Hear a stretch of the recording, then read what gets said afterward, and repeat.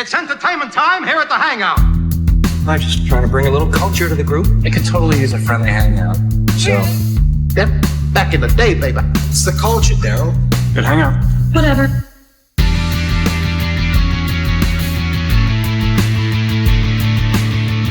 What's up, everyone? Welcome to the Hangout Culture Podcast. We're so happy you're spending some time with us today.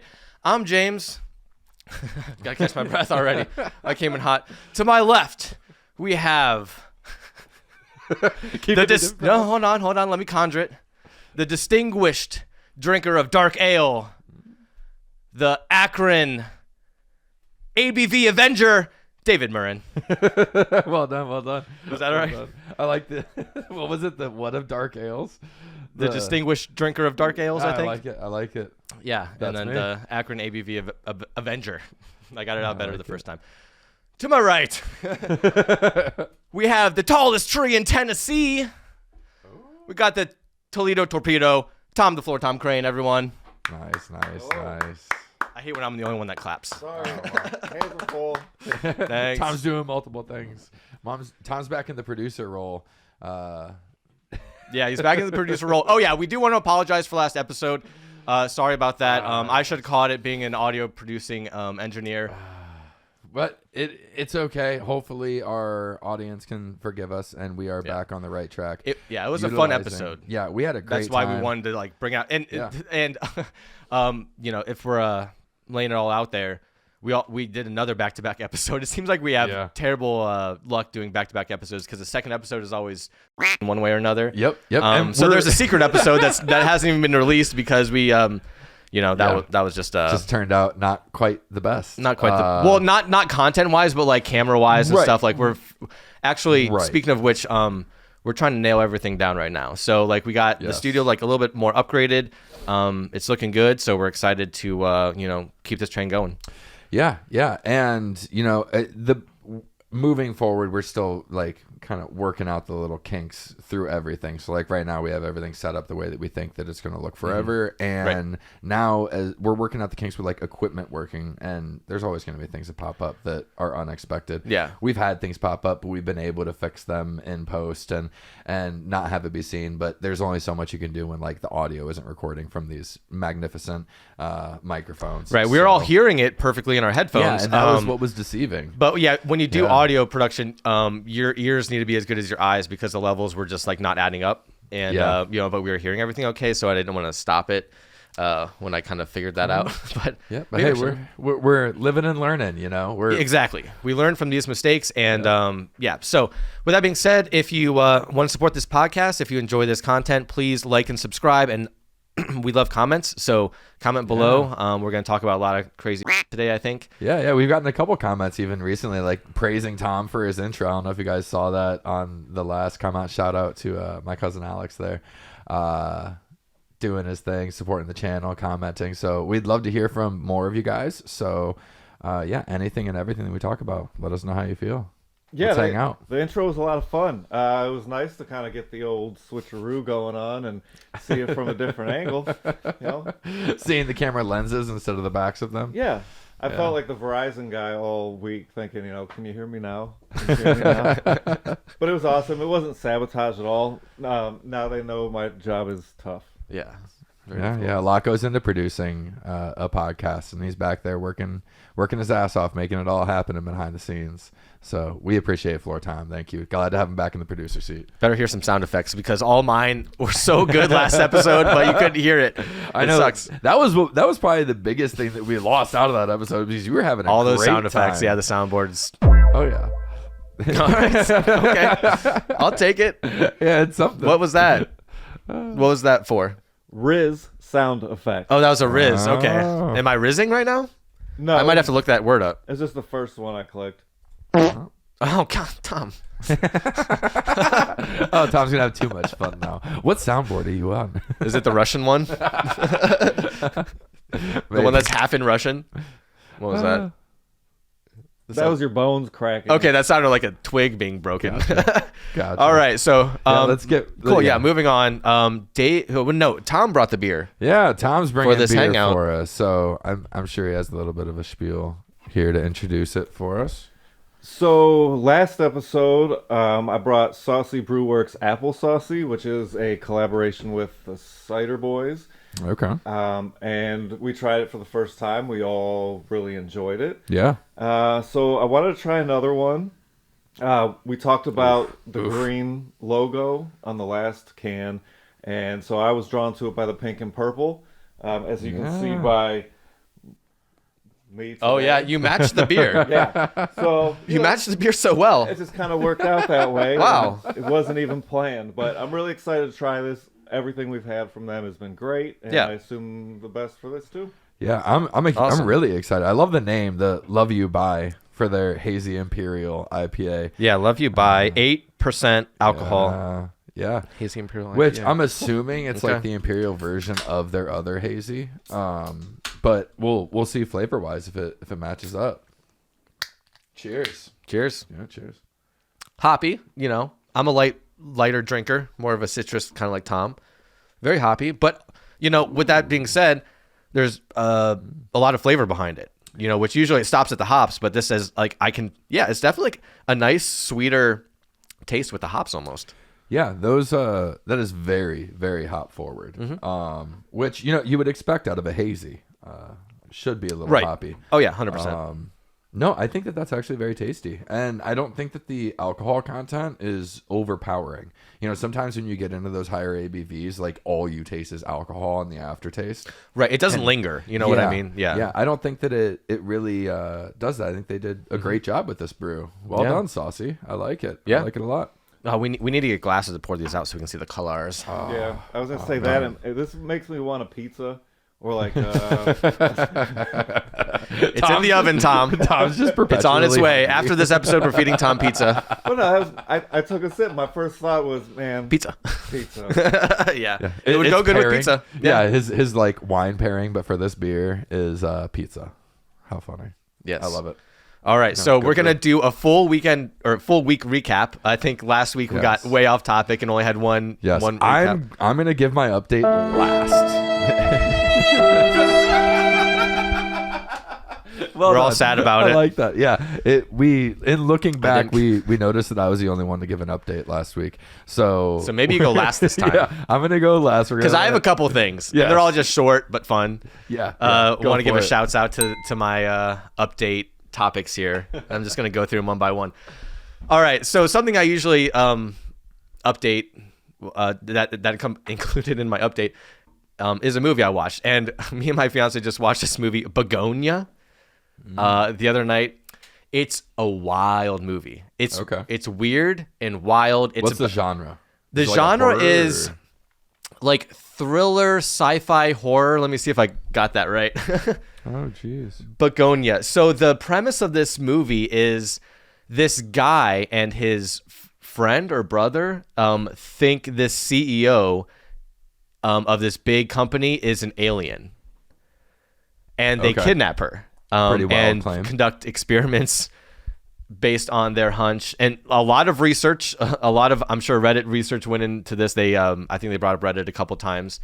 Huh. Yeah, so two conspiracy-obsessed young men who kidnap a powerful pharmaceutical CEO, believing she is an alien sent to destroy Earth, leading to a bizarre conflict with deeper themes about humanity, profit, and environmental destruction. What's cool about this movie, though, is it definitely has like a message at the end for sure.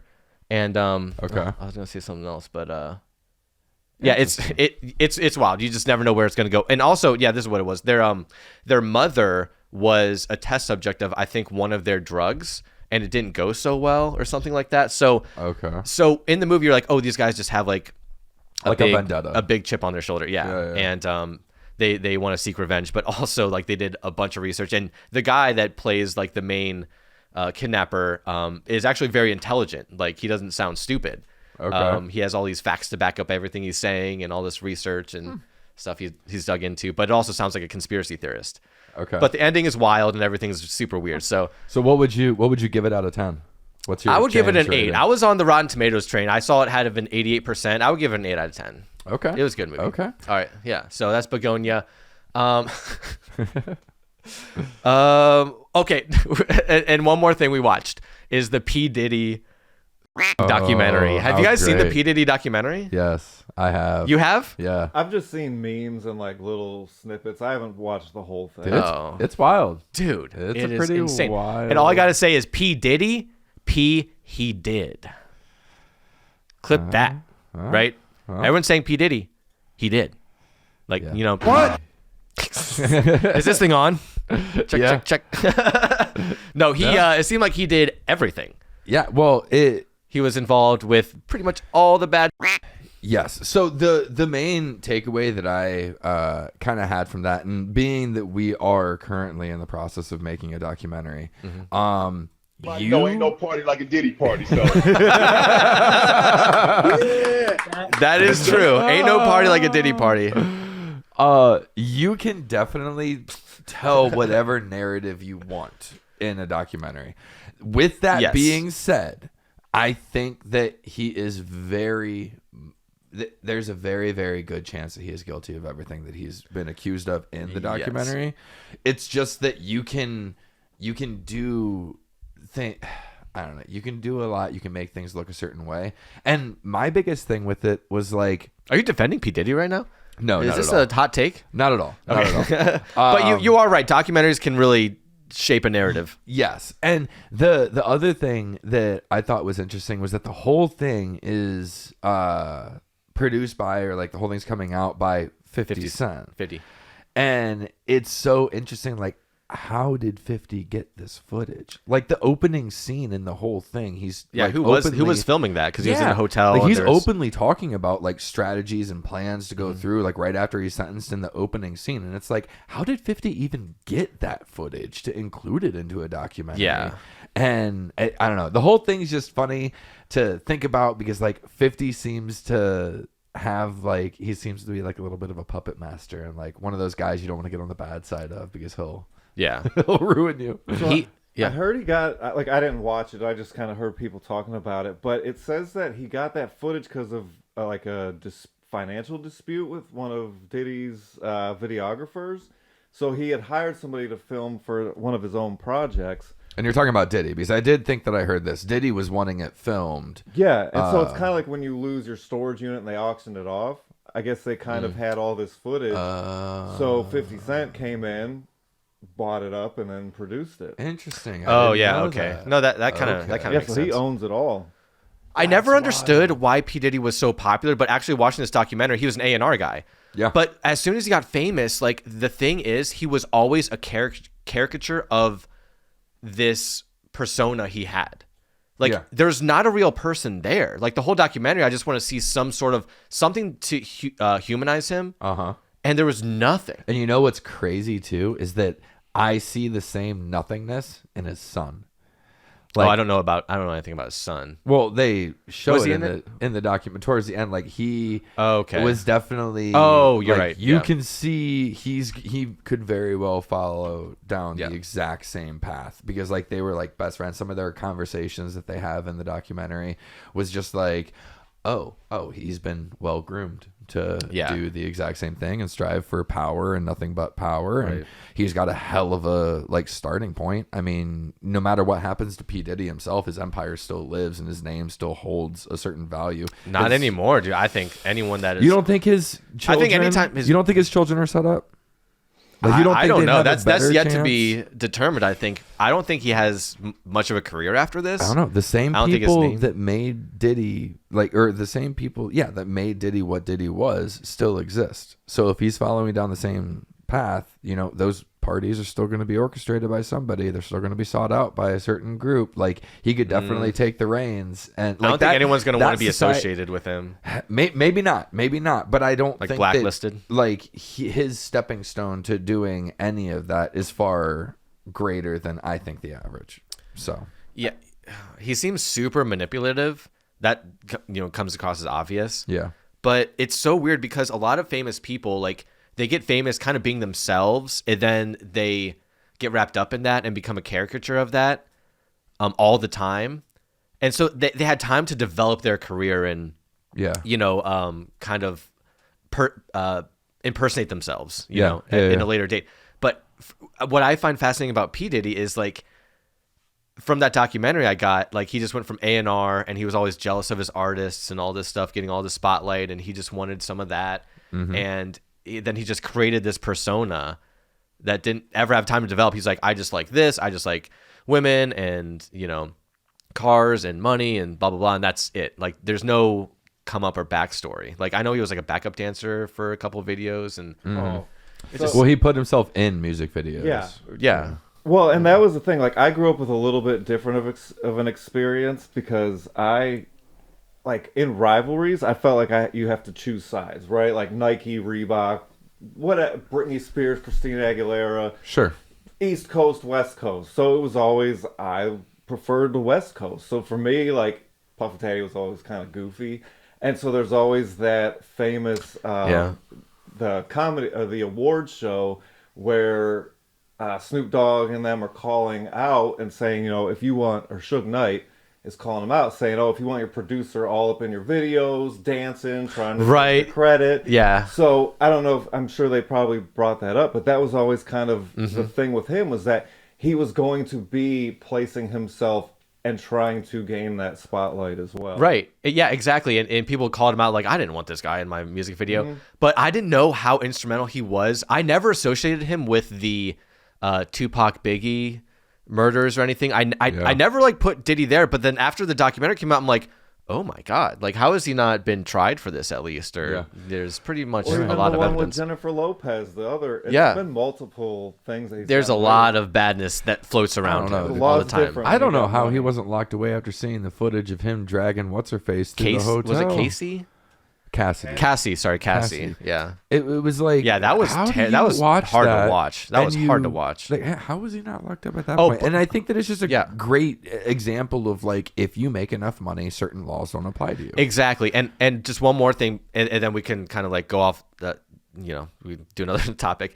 The thing that fascinated me the most were the jurors. They interviewed, I think, 2 or 3 jurors, and they all were saying, in one breath, they would say, or in the same breath, they'd say, I wasn't swayed one way or another with his presence there. But then they'd say, oh, he looked at me and we kind of like understood each other. Like, he like would nod and now like we would just get each other and like we just know that was bullshit they were talking about. They would say that. Yeah. And it's just like they were obviously swayed by his presence. Right. And you know, I don't think he got nearly enough time as he should, in my opinion. Yeah, there's no way. I mean, just based on like what we can see with our own eyes, like that, there's absolutely no justification for that. Period. If any of us were to do the exact same thing, we'd be away for life. Yeah, there's rightfully no question about it. We'd be away for life. Yeah. And that's the thing. Rightfully so. So why is there this big discrepancy when someone who has a certain amount of fame, notoriety, and money, all of a sudden, they don't? Yeah. It's the same as like all the Epstein stuff right now. Like, he's kind of taken the fall. How many people were involved to some extent with what he was doing? You don't hear about any of them. A lot of them were probably scared based on the way that he would treat people. But there's a lot of people that intimidation are kind of getting away with the stuff that happens. There are, yeah. Oh yeah. So it's kind of like other things where one person kind of is taking a lot of the fall for it, but he deserves it. I mean, you get away with it for so long. Everybody tells you yes. You've got money. You've got power. It's you become addicted to it. And let's not like forget that this has been going on for decades. Like a long time. He's had his fun. Now it's over. It's like you got to experience a life that most people would only dream of. Now, his like crazy desires and stuff like set aside, right? Like all the parties and all the drugs or whatever set aside. Like just having the amount of money and name and knowing these big artists, like all of that is what people dream of. Like you got to live your best life at this point. Hang it up. Like it's done. You're when busted. is enough Boom, enough with done. these people? Yeah, like when is enough enough? And that's kind of what I took away from the documentary, is that he was always such a power hungry individual that it really showed to me that there isn't a line. Like once you are down the train of wanting nothing but power, you don't stop. until you're like the next Genghis Khan, like Right. until you take over the world. And I think we're seeing that. Yeah, with money, there's a current certain days. number. Like, okay, I'm gonna get to this and retire, blah blah blah. With power, it's just like who knows? You It's know, you endless. just keep wanting it Until you're You keep controlling the wanting whole more. world, Right. I mean, and then you move on to the universe, and like you want to control the space stuff, and like, I mean, but like that would be the end route. Like, do you think Elon Musk is satisfied with his empire? He's the richest man on earth. He's still trying to grow and come up with that's different inherent ideas with and- billionaires. You know what I mean? There's something in them that Exactly. they just can't enjoy anything, and they always have to like propel or perpetuate some greater thing that they're working on. Yeah. And And I talk about that a lot too, with that like killer instinct to like you're so money driven and you're so financially driven that that's all that matters, and nothing will get in your way of just gaining and accumulating. And I've never really had that mindset. I mean, it seems kind of foreign to me. Right. But Yeah. I could see how once you start gaining it, you're gonna want more. You know, it's No. like So then, just to like play devil's advocate, right? Just because I like playing devil's advocate, I think it's fun to view things from both sides. Like, is that what made them who they are? And without that internal drive, that we wouldn't have things like Teslas, we wouldn't have things like Amazon, we wouldn't have things like the innovations. Like, do you think the average person had what it took to start Apple? Well, like like, it takes a certain personality that is never going to be like not like they're always going to be hungry to put in the 80-hour work weeks and start the company that a lot of people don't have. So like, do you like, where's the weighted balance there, you know? the thing that I always think is like Jeffrey Bezos, he didn't start Amazon. Jeffrey. That's so funny. Well, I don't know. No, I love it. I just Use think his that- full name, you know him, That right? Bo Burnham song or whatever from 2020. So that's just how I think of him. That's but great. He didn't start thinking that he was going to be what he is now. He's like, I'm going to fill a need and I'm going to make Right. some money. And it's just, so you don't really go into that. So I think it just feeds into each other. And if you've got it, it's just going to be reinforced. I think they all saw a route to become filthy rich, and they took it. Yeah. Yeah, I don't know. I don't like these big corporations. I don't think there's anything special about them. I think Amazon is just like a glorified online shop, and it just doesn't necessarily fulfill a need so much as a desire. And it is ruining a lot of local businesses, a lot of small towns. Is creating a lot of like bad jobs. They illegally bust unions. I could go on and on about how silly billionaires are, and the fact that we subsidize them with like they don't pay enough money so that people can go on food stamps and other social programs, which we should have. But why are these people getting filthy rich, and we're as a taxpayer subsidizing these programs that they can apply for because they don't make any money? It just doesn't make sense to me. Yeah. And I agree with that. I'm not in any way like trying to say these are great people. When I hear their names, I just have an emotional response. I just can't. Right. stand it. I like playing, like I said, the devil's advocate, and that if it like in one hand, it's like if it wasn't them, it'd be somebody else. But in the other, like I don't know. It's just why does it have to be someone else? Like everything. I don't know. Like I really enjoy supporting local. My whole thing and like what our channel is about is supporting local business, and it's such a cool thing to do. There's so many relationships you can develop, and they're amazing products. They're great products, and they don't operate in that same like loop as something like industrial that owns the means of like production, packaging, distribution, all those things. It's like I don't know. It just feels good to support local, and that's what our whole documentary is about. And that's how I try to live my life. I try not to use Amazon at all. Maybe like once a year I might use them, like during like a Christmas crisis. But yeah, I just try to like do my little part, and I have like a refurbished iPhone 12 or something like that, and just try to like not be like I said in a podcast a while ago, like I am just so disillusioned by American culture right now, and it's like materialistic. Everyone's in debt, trying to buy things they can't afford. Even people making like a lot more money than me are just like in a lot worse financial situation, and that seems to be the norm. And I just don't get it. I'm like so bought out of American culture at this point. yeah. Sorry to be a downer. Was that? No, did I just bring everything down? Tom, do you have a womp womp? Yeah. But this might not be like the most fun podcast. Overall, yeah. Pew. But I was gonna say, like, on a brighter note, Tom, what is your update? Yeah, look like? Tom, give us. Oh, that's your last fart noise. Okay. None of that. I'm putting. Is that what you're gonna do before your update? Is that your update? Oh, he's got a notepad. He goes, I'm ready for my update this week. The mic's on. I'm ready to go. No, that was the Undertaker theme song. I've guessed wrong on some things that you guys are fans of. I'm going to assume that you guys aren't fans of professional wrestling at all. No, Never really. had a My wrestling fiance fan? is. Okay. I went to one a loves couple it. years ago. Okay. Yeah. So there was a few years when I was younger where I was super into it in like late high school and everything like that. I recently found a couple matches online that I used to have VHSs of and stuff. Mm-hmm. So I didn't realize how much of that was actually available on YouTube.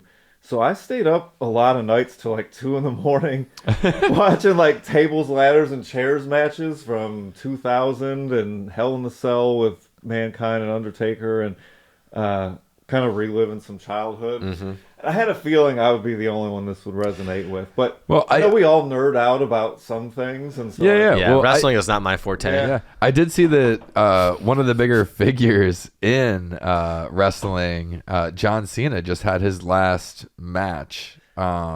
He hung up the belt. It was like last week or something. I remember seeing a headline where he did his. I didn't even realize he was still wrestling. I thought he was on the movies. But know apparently he was there's still. a meme. He's getting the chokehold and he's smiling, and Yeah, he don't- lost his last Yeah. match. So like leaving it up in the air whether he I'm comes sure back, it'll come back. It's sure. all theatrical, dude. Yeah. Of course. Yeah, which I will give them some credit in that aspect. Like, there's no doubt about it. WWE's massive. Like, there is a bunch of people that live by their Friday Night Snackdown or Snackdown? Smackdown. Sorry. I thought you said Friday Night Snackdown. No, and then Monday Night Raw, I think, is the other one that they do. But like, people watch that more religiously than like housewives in the 90s watch soap operas. Like, it is very much a part of a culture, and for them to be that big, it's like, props to you. I'll give it up. It's the same way I feel about like people like Justin Bieber.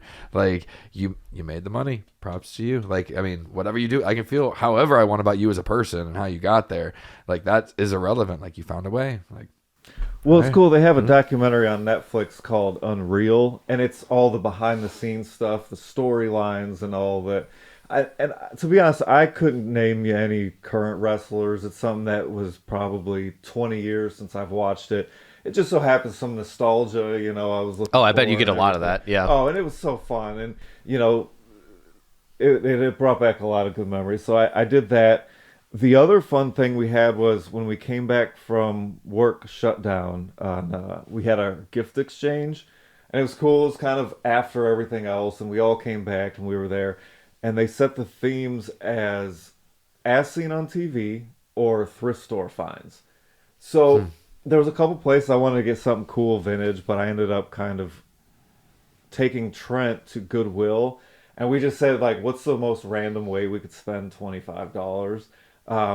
So my gift included like Hard Rock Cafe cups, Planet Hollywood cups, picture frames with Hudson's cat stickers in them, a little felt poster that said Hustle, and then a Barbie doll that you would use to like brush your hair and stuff like that. So we thought it'd be so fun to just give this and the kind of confusion of opening it.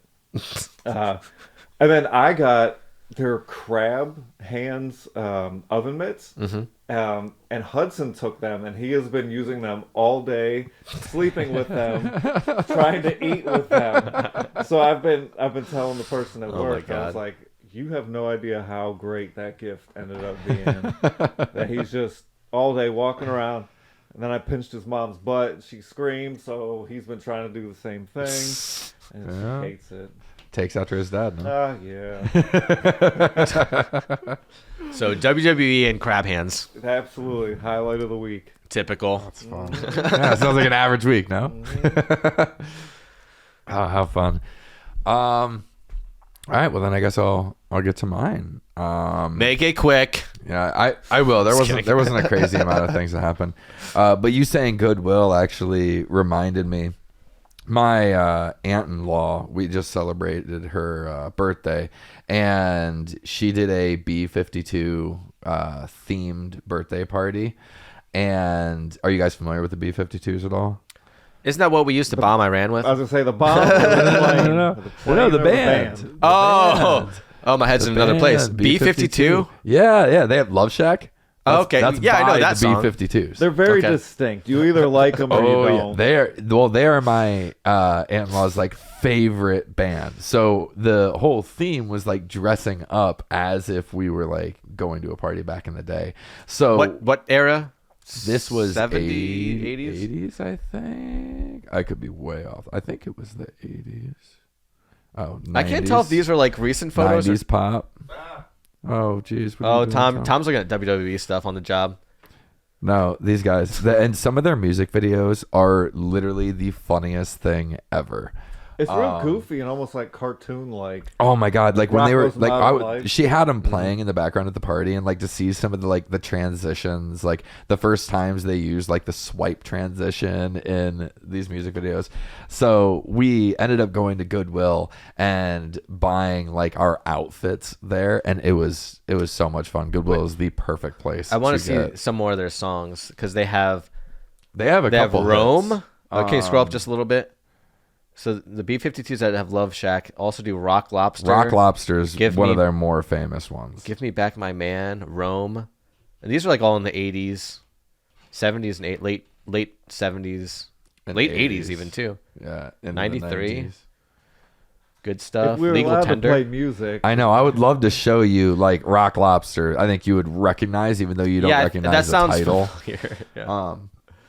But we had a great time doing that. And then the other part of the update, Alex and I finished the Stranger Things. Yeah, I have that as one of my topics. I had like 3 more things I was going to talk about, but we ended up getting on P. Diddy a little bit. Well, we can just like all that oil. Ooh. Tom. That's a good one for Stranger Things. Well, I don't know. What is that? I don't know, some horror, creepy. It says Dexter meme. Okay, so that is Dexter. We can give our Stranger Things takes because I have watched all of it. You finished it. I have Fantastic. finished it. Tom, have you watched the Stranger Things? Tom ain't got new time for season? that. Are you kidding me? I have never watched a second of Stranger Things. Okay. well- All right. See you in 5 minutes, Tom. I play the pinball. What I'll say, though, okay. Well, then how do you feel about Stranger Things? Pinball game's great.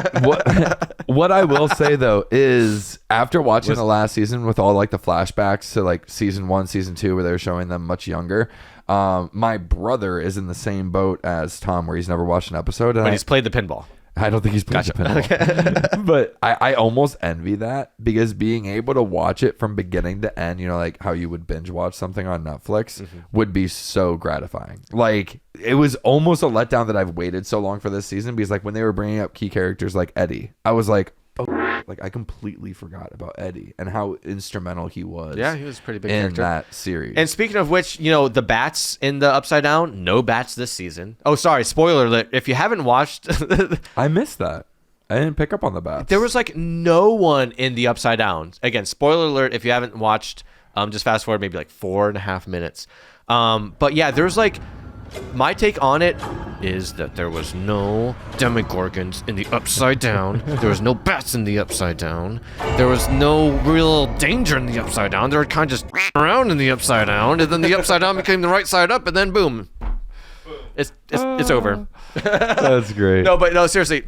There wasn't a whole lot of threats, and then I think the ending was just silly. This is my big take: is like they developed this like their last ditch plan to like kill Vecna and the big other thing, right? Yeah. And they're like, all right, Nancy, I'm gonna draw him out. I'm gonna distract him with like apparently Nancy's now a sharpshooter that can like, you know, is a badass with machine guns and everything. Apparently, and she's like, I'm gonna draw this motherfucker out, and you guys scale this fucking massive cliff. Oh yeah, like 150 foot cliff. Like, just way more than that. Climb up there real quick. Right, the clouds are touching the peaks, and she's like, Yeah. climb up there, and then you guys are gonna attack him from above. I'm gonna draw him to you guys. You guys attack him from above, and they're like, all right. And then she starts like shooting at the dudes, and they just start running. I'm like, I think they're gonna need a little bit more time than that to scale this mountain. But she's a badass in this episode, so like she has to Yeah. be the one to like immediately. Even when she accepted that role, she's like, "It's me, I'll do it." Yeah, like I'll do it. stormed up and like started. It's shooting. obvious. I like it. It stayed on. It aesthetically, it was the same. It just wasn't. I don't think as exciting as it could have been. It's always kind of confusing, and you never know what's going to happen from time to time. Right? They're great at the episode cliffhangers. Yeah, They're that's great true. at the like That's true. single episode Yeah. cliffhangers that like really get you to watch the next episode. Yeah. Like I know Alex and I like one night we were like we're watching one episode. It's a little bit later. Yeah, we want to right. get some sleep, and the cliffhanger was so good. We were like, oh, well, there goes another, because they're not short episodes either. Like every single episode's like an hour and 15 minutes. Yeah. I think the finale was over 2 hours long. I was like, holy, you're getting into a whole movie when you're watching one of these episodes. Right. But Wasn't that the whole thing in Netflix though? Is that it flows one into the next, so that you're just stuck watching? Yeah, but it flows on a cliffhanger. You know what I Yeah, mean? so Yeah, that they all. way you watch one more. Oh, for but sure. they're one of the best to do it here late. Yeah, Like, they are. It is.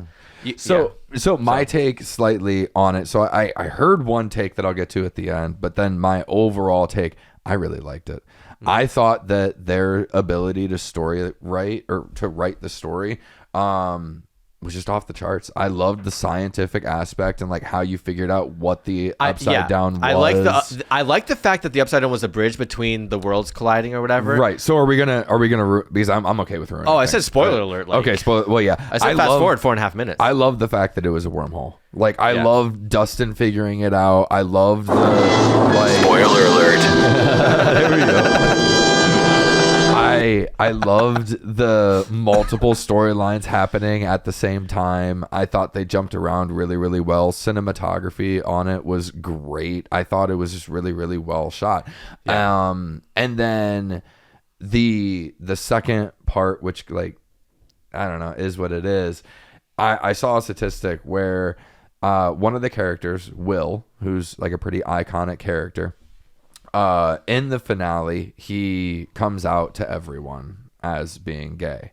And that scene took longer than the final battle scene against Vecna and the monster. Like per second. Right, like time on Time on screen. on the screen took Okay. longer. Okay. So you can feel however you want to feel about that, but all it did for me was say that battle scene was a little lackluster.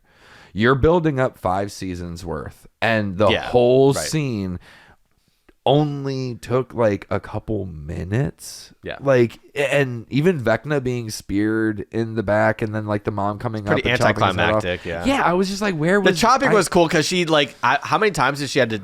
Yeah, it was like 8 or 9 times, but like That was they pretty did the satisfying. flashbacks in between. It was like a little bit of a tearjerker because it showed everyone that Vecna's killed. But that should be after a longer battle. That should be after way it more. should have been like way more epic. Like Right. give us another element to where what's her face isn't stuck between these rocks and the kids are throwing pipe bombs at the monster. Like make it something extra. What's And- interesting about Stranger Things is and this is what I appreciate ultimately about Stranger Things. It never strayed too far away from what it originally was, like ever. Yeah. You know what I mean? Yeah. I got the I same would give Stranger that, Things yeah. vibes as I did in the very first season. Yeah, So I would that's give what I credit give to props that. to. Yeah. I think, the ending could have always been better. I think it definitely could have been better, but okay. Props to Stranger Things. With the ending, what is your hot take on if 11 is dead or alive? I think that she is. Because they give an alternative to her existence using the other number. You know what I'm talking about? Yeah, her friend. Yeah. I don't know. I think she's probably dead. Okay. You think she's dead? She didn't go to the 3 waterfall. No, and I village. thought that was so silly. Okay. Okay.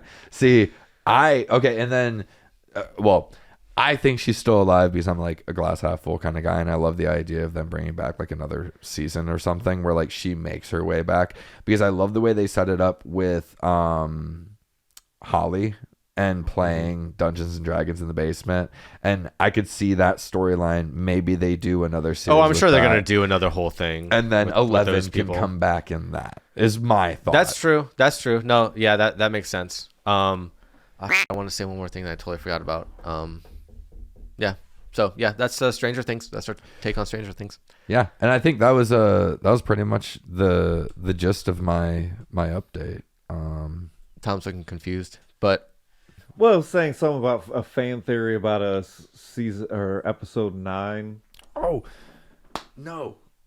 I actually I have something else about Stranger Things that I just got reminded of that I'd like to bring it up with you. So there's you saying that reminded me. There's a conspiracy theory that where oh my god, why can't I think of his name? The Huck or no? Why can't I think of his name in Stranger Things? oh, the dad. Yeah, the dad figure of why can't I think of his Terrible name? with names. Okay, well, he, I guess, at the very end, do you remember how he was talking about how he got a Can't think of his job? name. He got a job in New York in the Sargatar, or a weird city name. The whole point being is that in the 80s, like what happened in Stranger Things, like actually happened in this city. Like not the whole story, like obviously not disclosed. There was a lab that was doing like biological experiments that was like gated off and super secretive and like gave a lot of, I don't know, Tom, can you maybe help me out here and find this, because it has been running through. Harper. Oh, maybe. Is that his name? Hopper. No, Hopper. Hopper. Jeez. People are just gonna like Hopper. They're just not. Because if you look up like So I'm seeing that it's saying that it was inspired by stories of the Montauk Project. yes, the Montauk, Montauk Project. Okay, there we go. We're getting somewhere now. We're getting somewhere. And he was hired at a job in Montauk, and so that's where he's taking her. So like there's like that was a little bit of an Easter egg, and this Montauk Project had a lot of like similarities with what happened. I want to learn about the Montauk Project. Well, it says see also Project MK Ultra. Should I click on this one? Oh jeez, I don't want to get. No, that's my laptop. Don't click on that link. I don't want to get an MK Ultra this episode, but the Montauk Project had a lot of like biological experiments, and they're like, you know, the whole conspiracy theory of like this happened, and they're just making it into a show for us to watch, because the storyline is so original or whatever. But yeah. All right. Well, I have a segue into our next. Well, hold on. Okay. This is it. Okay. The Montauk Project is a conspiracy theory that alleges that there were a series of United States government projects conducted at Camp Hero or Montauk Air Force Station in Montauk, New York, for the purposes of developing psychological warfare techniques and exotic research, including time travel. Okay. There's a series of books, but called the Montauk Project. So yeah, it's just some like not very clear things happened here that were also since the early government-related. 1980s. So yeah, it's like it's the same time period. That's funny. Yeah, and there's some like UFO researcher Jacques Vallée has written about it, or was a witness or something, I guess. I'm gonna pee really quick, but you guys can discuss if you believe in aliens Football. Oh jeez. All right. or let's talk discuss football. Myles Garret. Oh yeah, let's talk Myles Garret in a Hell sec yeah. real quick. All right, get out of we here. called Kevin Stefanski fired. Yeah, we Canned. did. I definitely We all said that called he it. would be fired. But Barry should have been gone Okay, too. give me That's- 2 seconds. Oh yeah. I'm sorry, guys. We're gonna talk football for a second. Oh yeah. I No, don't let's swear do it. much, but that's So bullshit. I saw Myles Garret like break. I didn't watch the game live, right? But I Yeah. saw the headline of him breaking it, and I was like, "Oh, that's great, good for Myles Garret." And then I saw the video of the sack that got him the record, and I was like, "Oh, so Joe Burrow fell down, and Well, watch Myles the- Garret happened to touch him." Yeah, but watch the video of Brett Favre taking a dive for Michael Strahan, and that's huge controversy because he just fell out of nowhere. This Joe Burrow, Myles Garret got off in 0.02 seconds. Yeah. He was about to get hit. He was blocked in front of him. I agree. That's just, even if Myles Garret had one sack, he would have went down. Right. The optics would have been a lot cooler if it was like that one where he's standing over Joe Burrow and that photo from the Browns photographer. Oh yeah. Like, that would have been great to be the record breaker. It was just so underwhelming. It was. Now, the one thing that I will say, because there's been a lot of critiques on him having the extra game, so it being not a fair stat, like he didn't actually break it. The one thing that I'll say to that is I saw a clip where someone was breaking down the amount of snaps that they played, and Myles Garret was like over 100 snaps less than both Strahan and TJ Watt. Yeah, it was a lot. It's like, so when you look at it that way, like the percentage that he was like in fact sacking the quarterback is way bigger. Do you It took do you TJ have Watt this? 1,616 snaps. It took Okay. Michael Strahan 567. We're talking about Okay. snaps. I can snap. Miles Garrett 437. So Yeah, I can snap. Over 100 in discrepancy against like on a Michael team- Strahan. on a team that everybody's running against because they're beating them so bad that they don't have to throw the ball. Right. So the opportunities. So yeah, it is. Every record now is a little bit different with that extra game, whether it's passing yards. Oh yeah, that's right. But I think that statistic holds weight. If you did it in a certain amount of snaps, then it's Yeah. not about how many games you played. It's about how many snaps did you get. How many sacks did you get in the amount of snaps it took? Oh, yeah. So like Yeah. to me, it's case closed. He Myles did more Garrett with broke less the effort. record. Okay, so I'm and bringing that this holds. conversation together because that dude was Myles Garrett had an extra game to get Yeah. the sack Yeah. record. Yeah. Okay, I don't want to. Yeah, you guys. But- the but- audience has been listening. It's fine. Even just like fill you in though, like the snaps that they took, there's over 100 more that like Michael Strahan that took. he took. Yeah. Yeah. Okay, so yeah, So that's it's like- pretty definitive. And Yeah. so he should So- shut the up. Yeah. Myles Garrett's the GOAT. Yeah, he didn't take that 100 snaps in the last game. It That's said Myles Garrett had a sack on the quarterback every 19 snaps. That's pretty good. Every 19 snaps. I'll take those odds. that's wild. So I saw the notification, but I always watch the games behind so I could skip commercials and stuff. Sure. So I got the notification. I had the kids come downstairs because I've got both my stepkids watch or play football. So I had them down. We watched it, and it was super cool because it was witnessing history, and it's been Yeah. it's been the only thing, we talk about, hey, but they're showing promise, they're this, they're that. Like, this was actually something legitimate. Like, not only a record, but Defensive Player of the Year. And it was in an orange suit. Like, no matter how, like, yeah, it wasn't a Super Bowl winning, but like the fact that the record was broken in a Cleveland uniform. And he feels lives good. right down the road. He's in town. Like, people that I know see him around town. Well, I remember He's when he got got a- into his car accident right on 18. And like, Oh, yeah, I remember that. frequent that area yeah. because Alex's parents live over there. So like, how My it was son like and his crazy. family, yeah. It's funny when I heard that he got the sack record during that game. I was going over to my buddy Mike's house. He's the one that did our intro song. Okay. He has a golf simulator, so we were all hanging out doing that. But I wanted to bring the beers, and this was like the second or third gas station I tried to find Pabst because that's kind of what we all drank in college. The good old PBR. Yeah, so I wanted to bring that back. And while I was in the grocery store, I'm like, they have the game up really loud. I was like noticing that. And while I was there picking out the beer, that's when the sack happened. And it was so cool. I was like, they didn't have it on TV or anything. It was just like happening on the radio. Yeah. So that was kind of cool. I kind of got to witness it. 'Cause I wasn't even listening to it in the car, but when I went into the store, they were playing Yeah. it. So I kind of like have a memory of it too. I kind of saw a hot take from the head coach of the Bengals, though, that he was like, he didn't really care at all that like the record was broken. Great. His biggest complaint was that they completely stopped the game for it.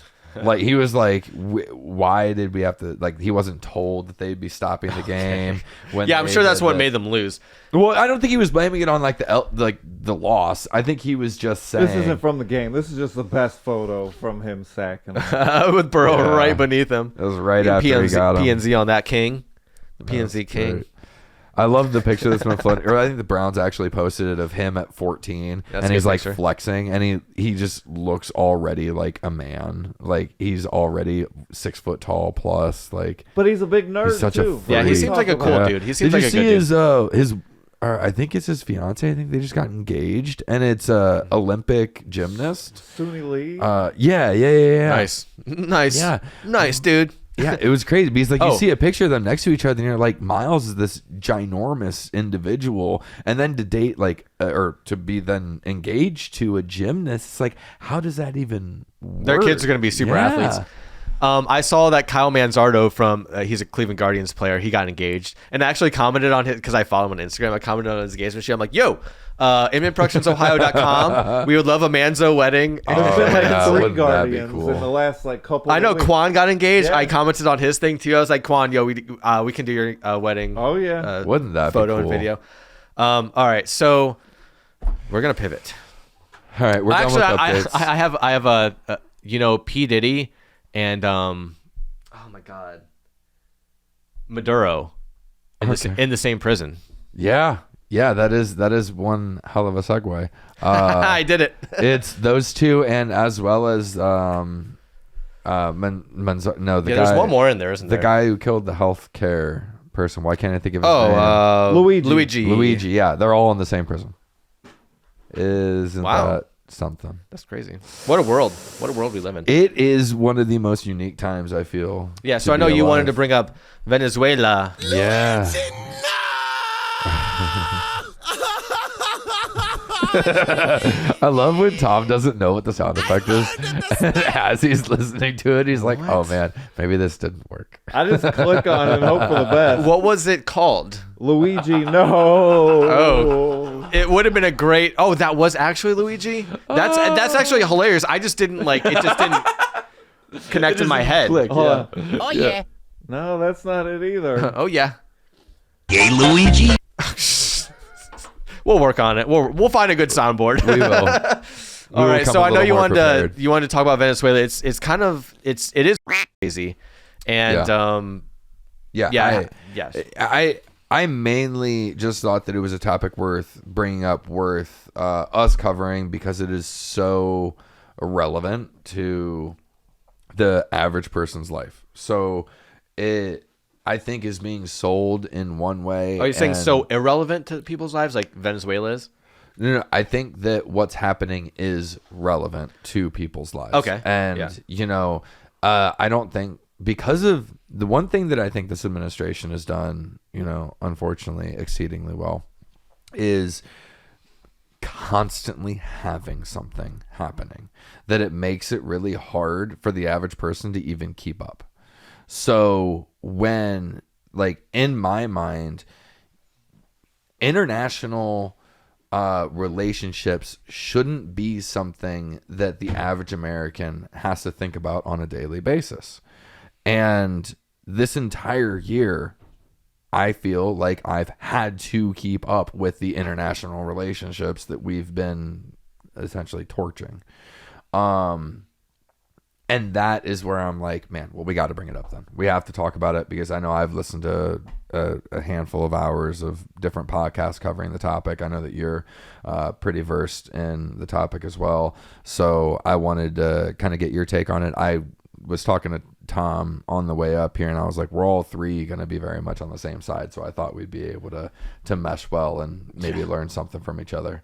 So like a true hangout would be, My biggest thing is that Maduro capitulated to everything Trump demanded of him. He said, you can have everything. The oil, the biggest thing that they're now claiming that they wanted, is like, he was like, you can have it. Yeah. Like, I will agree to all those things. The claims that he was this big drug cartel person is just completely false. And they have now admitted that it wasn't based on anything.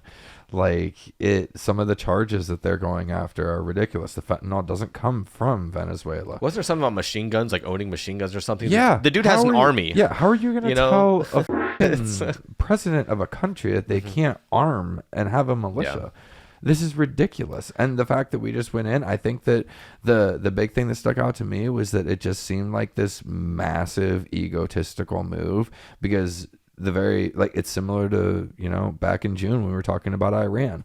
The first thing that they were talking about is how successful the mission was. No one else could have ever done this. And it's like, yes, we are capable of doing these amazing overnight things.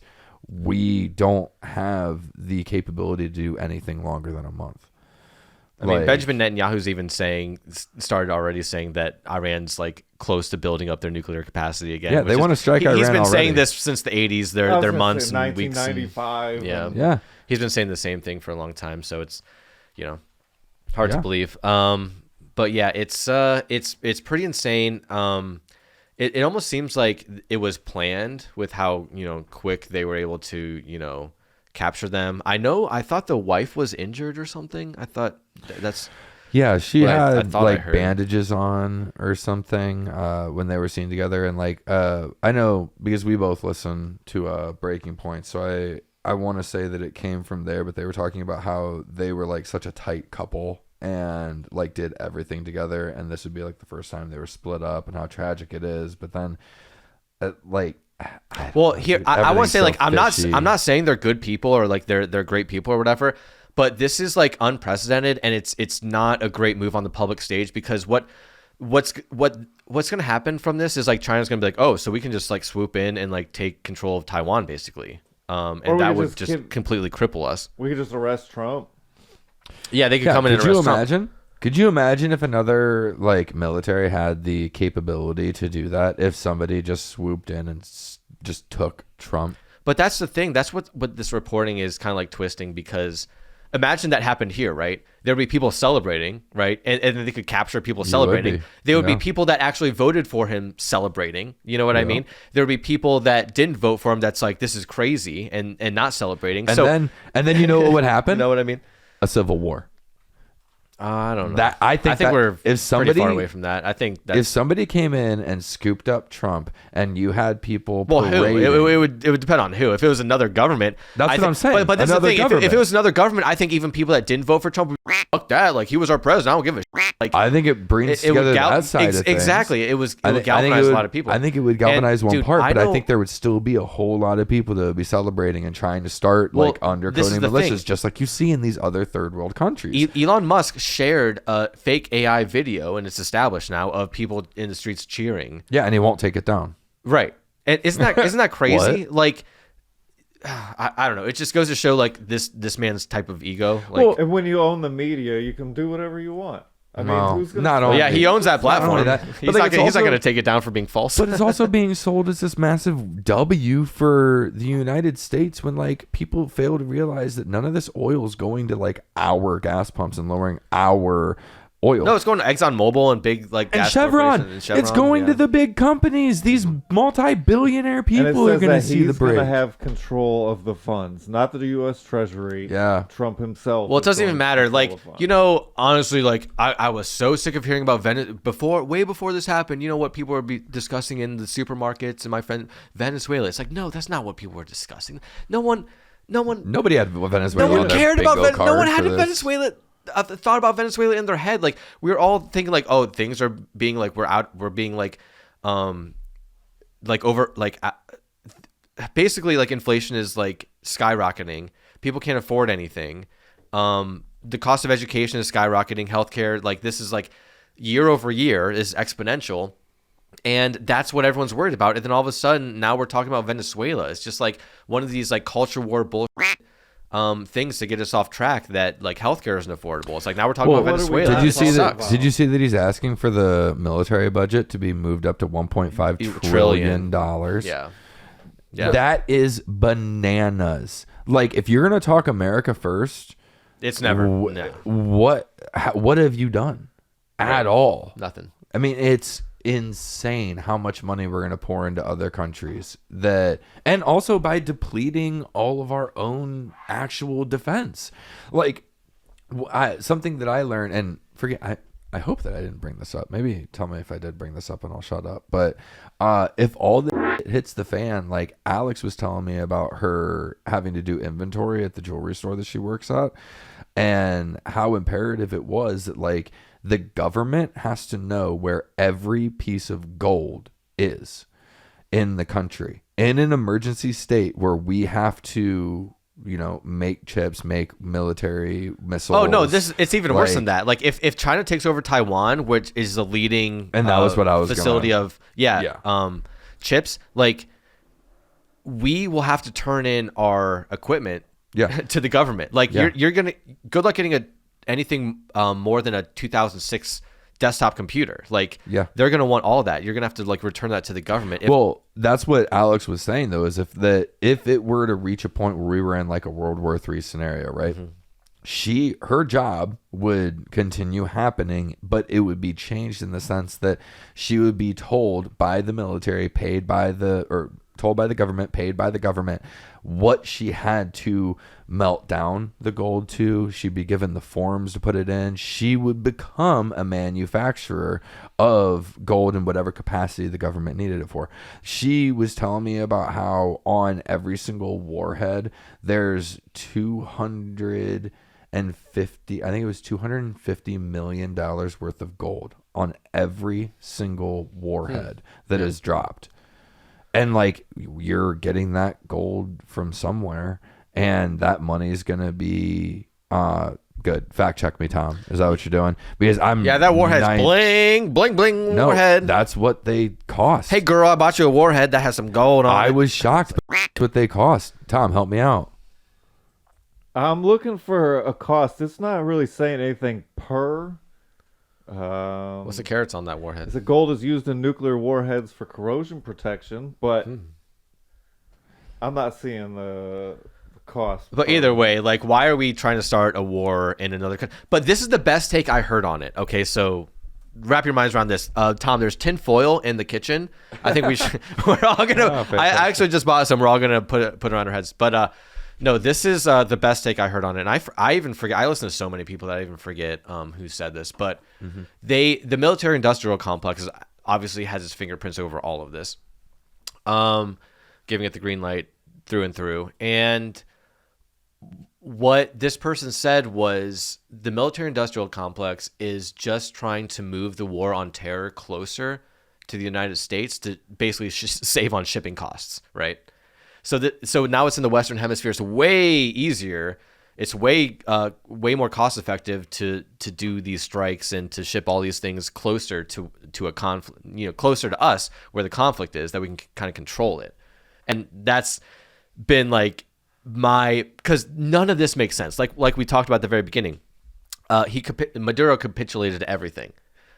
This makes no sense. We actually have an abundance of oil in, like, whether fracking, you can feel one way or another about it, but we have an abundance of oil. It's our export. Yeah, we actually net export it. And so it really makes no sense other than these military industrial complex just wants to like get a better Q1 going, and have it be, centered around Venezuela. And I can't disagree with that take. I think it's an expansionism thing. I think Trump is drunk with power and he wants to take over as much territory as possible. They've already brought up the whole Greenland thing, and they're okay, but like they've brought it back up in a very serious way. Yeah. They've brought it up in a serious way. Marco Rubio wants Cuba because his dad failed and didn't like Cuba. That's true. Like, they want Cuba, Venezuela, Greenland, and we're still in the first year of Trump being a president. Exactly. It's felt like forever. Like, what the hell is going to happen over the next 3? And I think that he is thinking he can take over all of these territories, or at least the influences by regime changes in the Middle East, regime changes in Venezuela, that he'll be able to have more influence in the future. And I think his appetite is and who's not pushed gonna back fill on up. him? Like, who has stopped him on anything that he's wanted it's to so do? bizarre that all the never Trumpers are surrounding him, and all the people that were like totally for him during the election are like miles away from him. It's like, where's the deep dive on that? Can we see? It's like, really interesting where those influences are from, or like who would benefit from what's going on. Because I know it's definitely not the average American that's going to benefit from this Venezuela. It's going to be the top 1% in these oil companies that are going to benefit from it. It's going to buy a new yacht for an owner of a gas company. The whole thing was the president of peace. The president of peace. If Yeah, you that's vote what he ran for on. Kamala Harris, we're going to be in wars. I'm going to stop Russia, Ukraine, day one. Oh, this is I'm a good gonna focus segue. on America. And it's been nice Israel, segue. it's been Venezuela, but it hasn't really been focused on America except for deporting people. But to me, it feels like watching Iraq. Exactly. It's the exact same thing. Jon Stewart and the Daily Show, they do the parallels. Right. It lines up. Yeah, he did a good job doing the parallels between Iraq and this. Actually, the thing I fear the most in politics is when the Democrats and Republicans agree on something.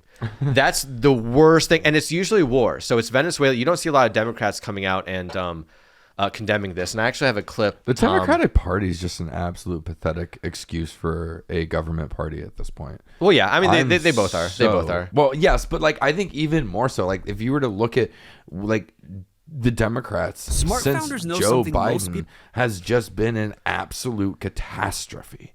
Like People like Chuck Schumer, they're an embarrassment, but it's bad. Do you have my clip, Tom? We can play it. Yeah, because We can get into. I was just saying because like, it goes it's back to just what I so- said, which is like you don't want Democrats and Republicans to agree on something because it usually means war. They're both on the take with that for sure. Tom, we can't see anything. I know. Oh, okay. He goes off. He's getting there. Man, 1 week off, and now he doesn't know how to move things. Well, onto and the everything TV. switched sides, so I'm learning that. But I accidentally X'd out of it for my gold on warheads cost Google search. So am I just starting at the beginning or? Yeah, here? just click play and then unmute it and then. Put out a lame statement. Pritzker put out kind of a lame statement. A lot of the ones who get a lot of love from the media for 2028 have either had very little to say or have been completely silent, or it's been the sort of like process thing. And then as a very, sort of aggressively alternative view of what I think the messaging should sound like, Graham Plattner, of course, candidate for Senate in Maine, and a former service member himself, just came out of the gates swinging very hard and using, very aggressive and unequivocal language of the sort that I think really lands much better than this sort of like nitpicking over process stuff that you get from the leadership. This is E5. Let's go ahead and take a listen to Graham. This is my take. This is not foreign policy. This is gangsterism on an international scale. That's right. We must not be fooled by the childish lies being used to justify this illegal aggression. Be wary of the establishment voices in media and in politics who over the next few weeks will work tirelessly to manufacture consent, even when they sound like they are opposed. Keep an ear out, for this operation is bad, but followed by words about democracy, dictatorship, and international law. If those were justifications for invasion and abduction, we'd have invaded many of our allies a long time ago. Those voices are doing the work of empire, and we must be vigilant for their duplicitousness. If they are media figures, change the channel. If they are political figures, work tirelessly to remove them from. All right, so basically that's what the Democrats sound like right now. They're like, this is bad, but there is no but, right? And the last thing I wanted to bring up on this is Megyn Kelly, who has been a Fox News anchor for 12 years now.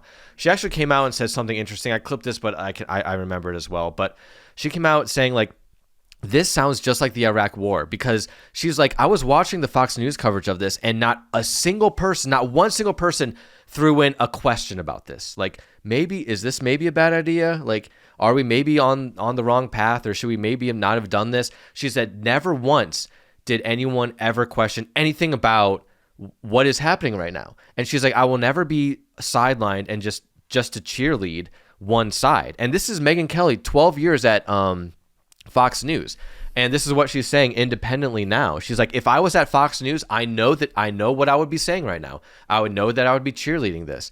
But as an independent right now, working at Fox for 12 years, I can say that I'm glad I'm not one of those people. And she does say some terrible, terrible things. No. Yeah, but I'm just saying this is just an example of like what I wish people would like always be reminded of when they're talking about an issue like this, which is like it's not as easy, or it's not as simple as the news you're being distilled. Like, okay, this is good. Like, all Fox News is going to say is this is good, this is good, this is good. And then that's just like brainwashing. Well, I think that it's just more so a testament to, mainstream news isn't mainstream anymore. I know that there's a lot of talk about the 2028 election, and no matter who the candidates are, they're going to like pretty much be forced to go on podcasts. Like, that's gonna be a part of the campaign now, is like could you imagine if Trump would have went on, or Kamala would have went on Breaking Points? But like, I think by 2028, I think both candidates are going to be going on these bigger podcasts, because that's what people are watching. I think that Fox News, CNN, I think all these other media outlets that are used to be considered the mainstream media are dying. Is the next general election 2030? Or am I? It would be the president in 2028. 2028? Okay. Is it? Right? Yeah, because they were talking about like Trump 2028. That's been one of the Oh yeah, They already printed selling hats. the Trump hats. 2028. Oh, okay. No, yeah, I actually see that coming And to JD fruition. Vance if he wants to run, doing what he's doing right now is not the right move. What's he even doing right now? I haven't even heard much Well, about. I mean, he's JD just Vance. backing everything and then making bull tweets about like how this is all going to be fine and how like he's talking against himself as well, because he said that there was like cocaine's a problem too, like not even acknowledging like the fentanyl or lack thereof coming from Venezuela, but he's backing the Venezuela problem, saying that, like they still give or import or illegally smuggle X amount of tons of cocaine into the country that has nothing to do with the fentanyl story. Like they're going there isn't a good reason, so they've just kind of thrown out a bunch of reasons why they're doing this. And I think it boils down to oil and then influence over another region.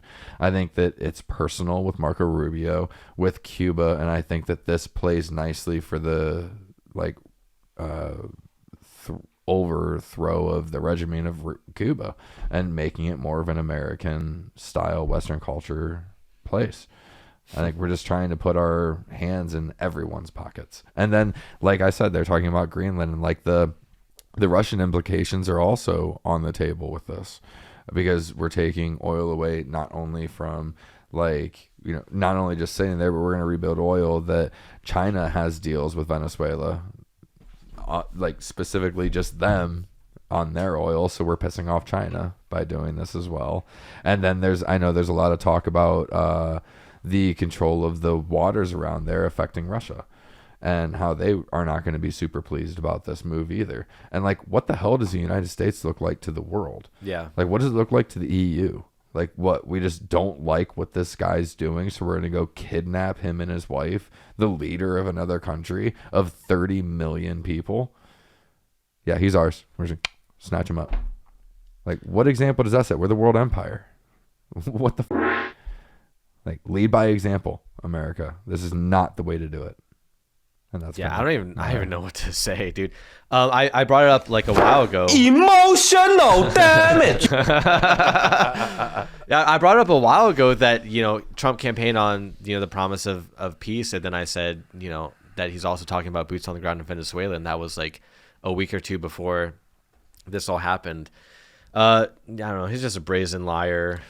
He would have to have one hell of a crystal ball and like the next 3 years to go perfectly for me to even consider him being peaceful. Well, the Republicans might even lose like their majority before midterms even. Like, Yeah. it's Well, they even already that say close. if they lose, that Oh, yeah. they're all worried about Steve Bannon going to jail. I mean, you know, in the Venezuela thing, they talk about the coincidence of all the Epstein files legally being supposed to be released on these days. Yeah, we're not they're talking about attacking. that now. No, Yeah.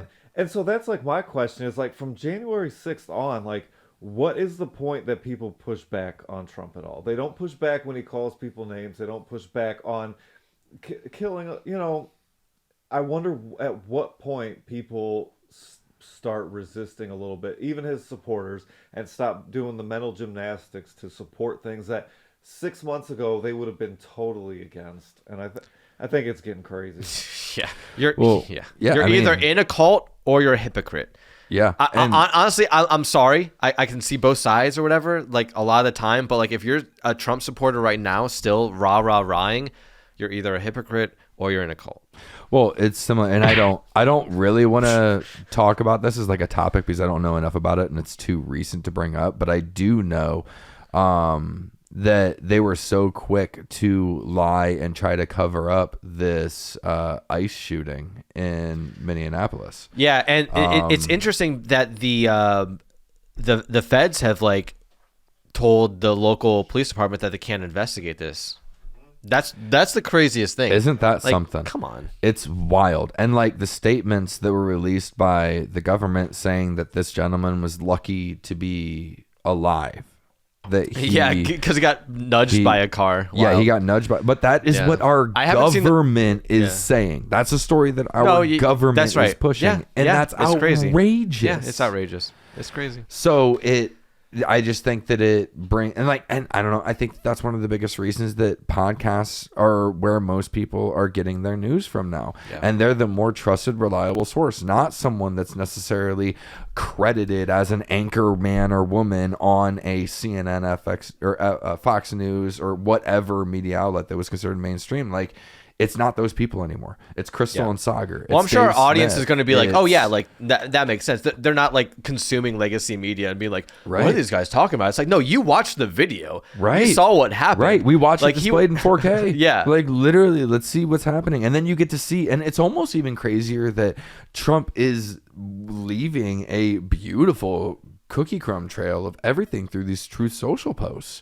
I mean, he is just leaving it out to like years of discrimination in the future when, you know, I remember thinking that like Obama was one of the greatest presidents that we had had in my lifetime, right?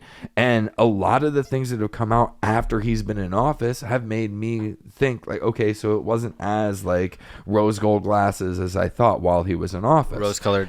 Yeah, but rose-colored glasses. But I think that's going to happen here, retrospectively, and we're going to be able to look at all these posts and be like, "Dude, you were lying through your teeth." We'll be able, like, you're adding more information, just like the Epstein files, right? Like, let's get 10,000 pages of Truth Social posts, dig through it, and see exactly what he did know, because they're all time stamped, and the decisions that he's making will be very clear 5 years from now.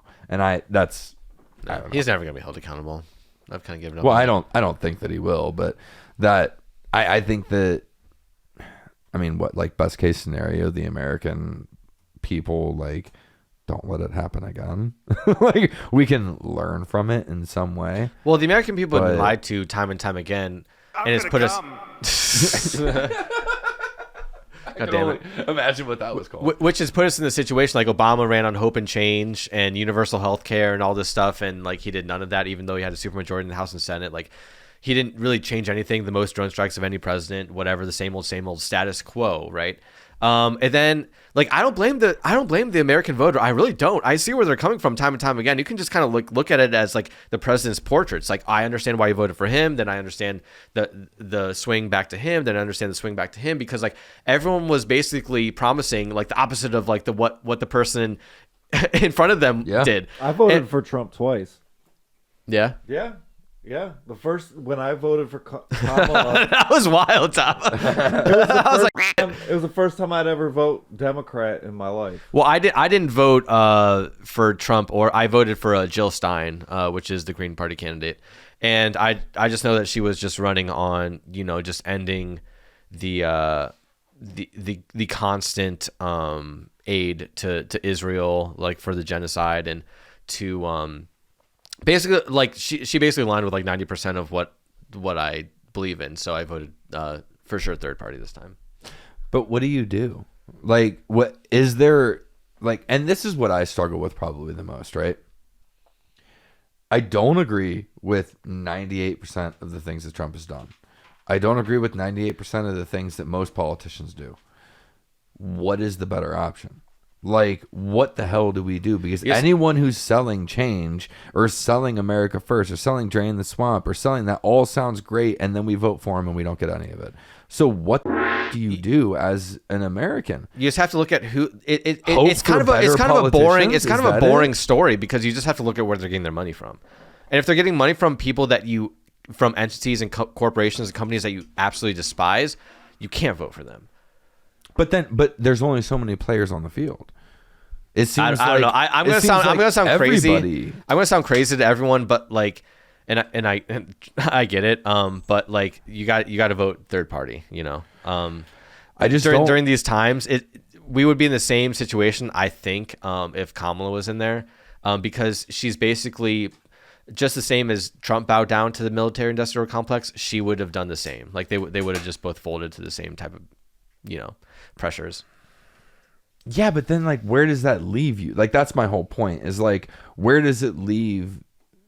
Like, you're not, I just find it leaves very... No, we're in a bad situation. I'm not saying like what I did is the answer. No, but like in my conscience, like, I had to do it. Do you see a third party winning within the next 20 years? Like, let's talk the next like 3 elections. Is a third party going to win?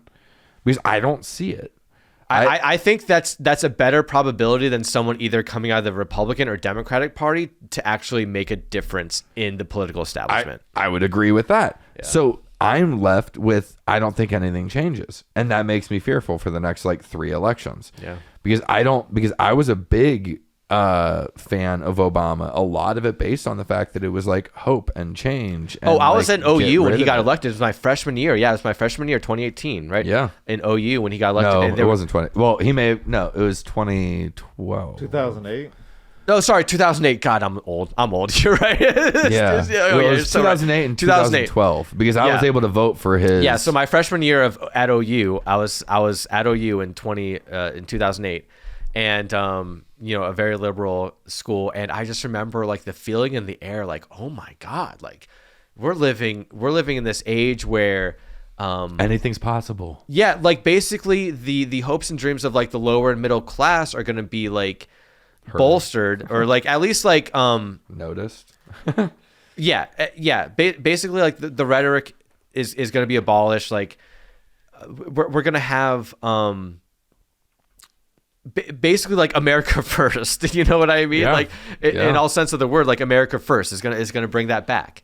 Yeah. And it wasn't anything like that. But I remember there was just like all of these like big parties and like energetic movements and things like that happening on campus. I think go ahead, Tom. I was gonna say I was watching Fox News at this time, so I don't know what you guys are talking about.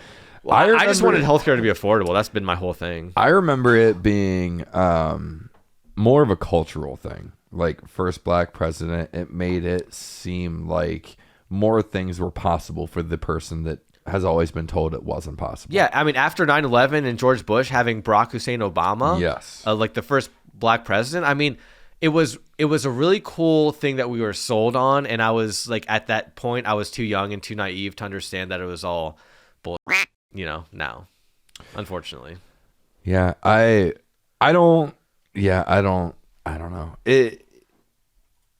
He did get rid of pre-existing conditions, which is why I'm able to have healthcare and have a business, you know what I mean? Like if that wasn't a thing that he did, I wouldn't be able to afford healthcare. Literally, I wouldn't be able to have a business and to be self-employed and afford healthcare. I couldn't do it because I was born with a heart defect. If anyone, like I'd never brought this up, but I wouldn't be able to afford healthcare, and that needed to happen. I think it was a common sense thing. It should have happened like decades ago. Yeah. So I can't give him like that much props, but he's still basically but at least like he towed did the it. line of the status quo. How many common sense things should be implemented now and they're not? At least he did it. Like, can we just get a president to do a couple things? Like, I know the one thing that Breaking Points actually was covering that was like one of the only positive things Trump's done all year was the restriction on the landlords and how like BlackRock and the private investments holding single no private investments, but like even that is slightly skewed. Or private equity, sorry. Yeah, because it's saying that you can't, for all the people that own over 100 properties. How many people own 20, 40, 60 properties that are still making buku bucks that don't, like, this doesn't affect at all? I just like seeing BlackRock stock just go, woo! Well, yeah, based on what Trump did, I'm like, that. I think they said it dropped 9%, BlackRock stock. Go! Buy BlackRock! It's hot! That's the best one you've had yet, Tom. Well done. Well done. All right. Well, you know what? We've been talking this bull for a while, and we want to hopefully bring it up. Yeah, we had to get it out of our system. And the way we bring it up... raise the roof for 90s style. Tom, let's bring it close to this episode and let's do your clip of the week. I had a few options. Okay. But I went with something funny today. Yes, that's what we need. All right. I like Venezuela, this one's for you. Shout out to my Venezuelans. T's and P's. So I like news bloopers. Okay, I like news bloopers. Who doesn't like a good news bloop? I like when they call and they make the news anchor say it's Hugh Janus's birthday. I like when it's the airplane and it's We Too Low. Something wrong. Something wrong. Which was the other one I was gonna play. I love the grape stomping lady. I love turtles. The grape stomping lady is probably my favorite. You love that beautiful anchor that has to read comments about her weight. Yeah. I follow her. I see a theme here. Post her every day. See a theme here. I love the only 9 I'd bang. Or what was one that that was it. Yeah. And what? I like the sketches too, and I was gonna play that, but I'll wait till St. Patrick's Day for that one. Okay. But all right, ranking the ultimate news bloopers. We're gonna have to P&Z on this so the audience can see. This is just a quick one. Get the midsection of there. Yeah, there The we go. panties. About 175,000 rice. I think that was supposed to be pantries. Scissors. Look at that. Give me one. All Give me right, one. nice. A cannon. A cannon. Oh, Jesus. Oh, what do you do? What do you do? Oh, no. What's the best weather device? Wouldn't you like to know, weather boy? Where are your parents? Kid's sketchy. Back to you guys. We're moving. 3, 2, 2020.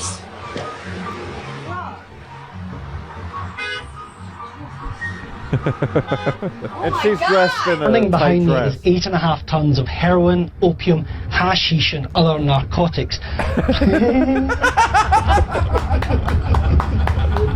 That can't be real. That can't be real. That last one. I'm so pale. You're on it. Oh, I've seen this. Today, snow is falling on the Washington lowland. Check your panties. About No, I think number 2 actually was the best one. I'm gonna there. look. I'm I gonna look think that was that supposed up. to be pantries. Oh, that's funny. Yeah, I've seen like half of those, but they're pretty classic news broadcasting moments. I'm so pale. Yeah. I remember I was trying to do something similar to that with my college. So, like, we had a studio in the college, and there was a handful of times where we would record like fake episodes or like projects or whatever with news reports and stuff, and running different roles throughout. And there was a couple like bloopers that were pretty funny that I was like, oh, that's how it happens. Like, it's literally one typo on the teleprompter. Oh, jeez. The Washington Post. Would Just you imagine get back with then. it? Jamie, are we subscribed to the Washington Post? God. Tom, you don't have the credit card number? Make it happen. It popped up after. What was the article though? About that BBC news reporter getting high off the pile of burning Oh. Is it so true? it was real? Yeah. Oh wow! So he was that was not an acting. No. He was. It didn't look like he was acting. Those all looked real. Oh my goodness. Oh, what a lucky guy. He accidentally gets high from pile of burning heroin and just kind of gives up. God. It's an expensive bonfire. Like I wish that I could have been like the cameraman there and just being like, "Oh, this is a bad idea." Like he's going down. Like Who lit the fire and just walked away? Did the police were like, "We're gonna burn all this," and then they and left? then let the media crew in to record it. Yeah. They couldn't record that while it was just sitting there. Let's do a light deeper it. dive on this. Yeah.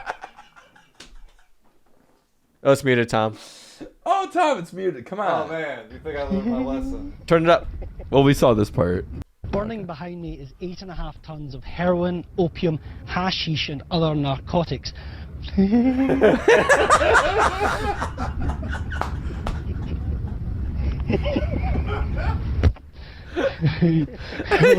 even the cameraman's stoned. He's pointing at his shoes right now. I doubt he's ever done a drug, and he's experiencing. Burning behind me. Oh my god. Quick. Well, we just need one more. Oh god. No way. No way. Is 8.5 tons of heroin, opium, oh my God, I could watch this all day, actually. Oh, that wins. That wins. How did this whole thing transpire? I do need the whole report about how this whole, because why is a whole bunch of that burning when it seems like in the middle of the desert? Yeah, like, what is happening here? Like, that's how we get rid of drugs overseas. We just put them in a pile and light them on fire. This is my hot take on drugs, and then we'll wrap it up. People have always, ever since the dawn of humanity, humans have done drugs. They will always do drugs. We found the a way war to on get drugs fucked is a up. failure. Yeah. We might as well call it quits.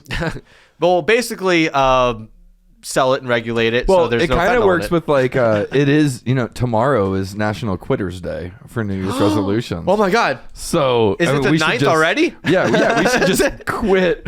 We should just quit the war on drugs as well. Yeah, we probably save money. Well, I had actually. another way to go with this. Do you remember? This is kind of the opposite of that video.